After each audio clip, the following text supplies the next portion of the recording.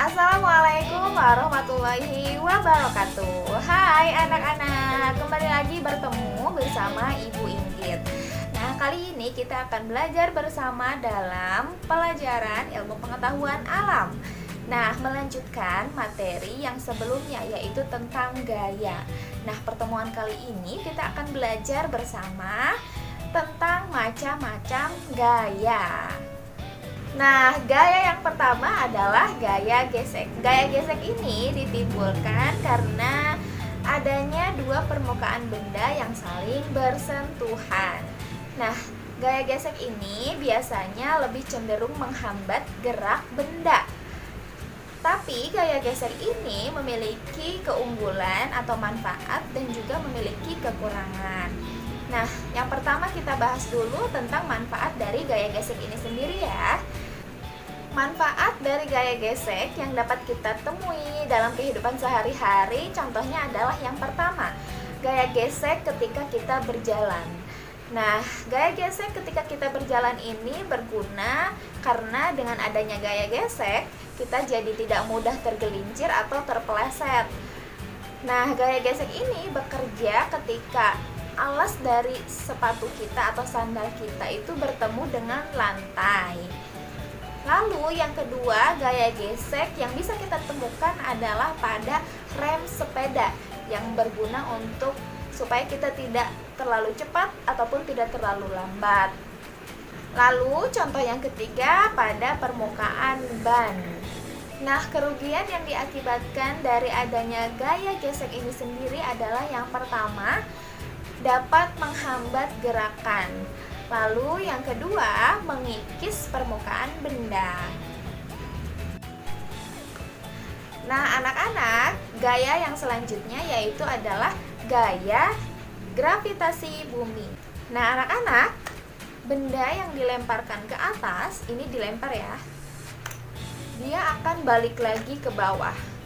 Kenapa? Karena ternyata ada gaya tarik bumi atau gaya gravitasi bumi.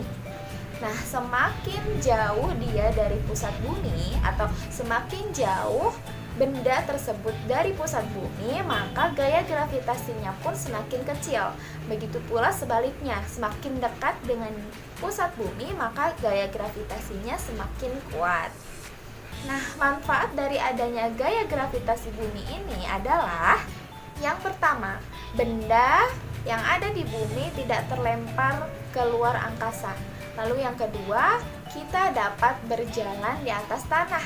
Lalu yang ketiga, air laut tidak tumpah dan tetap pada tempatnya. Nah, yang ketiga ada gaya magnet. Gaya magnet adalah gaya yang ditimbulkan oleh tarikan dan dorongan dari magnet. Nah, benda-benda yang dapat ditarik dan didorong oleh magnet disebut dengan benda magnetis. Nah, sebaliknya, kalau benda yang tidak bisa ditarik atau didorong oleh magnet disebut dengan benda non-magnetis.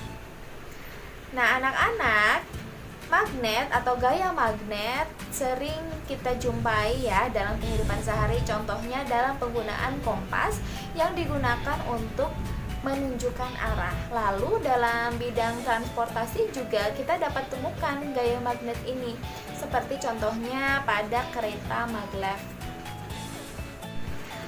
Nah, yang keempat ada gaya otot. Gaya otot ini adalah gaya yang ditimbulkan oleh otot manusia atau hewan untuk menggerakkan sesuatu. Nah, biasanya kalau gaya otot ini digunakan untuk berjalan, untuk bermain, untuk mengangkat benda, dan lain sebagainya. Nah, yang selanjutnya ada gaya listrik. Gaya listrik ini merupakan gaya yang ditimbulkan oleh benda-benda yang bermuatan listrik. Nah, muatan listrik itu ada dua macam, yaitu positif dan negatif.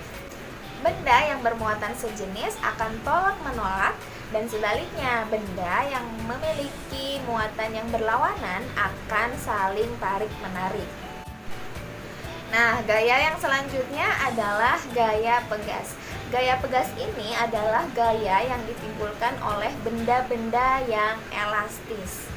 Akan tetapi saat benda ini ditarik lalu dilepaskan, dia akan kembali lagi ke bentuk semula. Contohnya seperti pada karet, pada per, dan pada ketapel.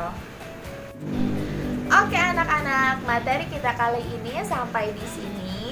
Nah, tugas kalian selanjutnya adalah mengerjakan soal yang ada di buku paket kalian halaman 56 dan 57 untuk bagian A dan B-nya. Nah, terima kasih sudah menonton video ini dan jangan lupa catat hal-hal yang penting yang bisa kalian ambil dari materi kita kali ini. Terima kasih, sampai jumpa di pertemuan selanjutnya. Wassalamualaikum warahmatullahi wabarakatuh.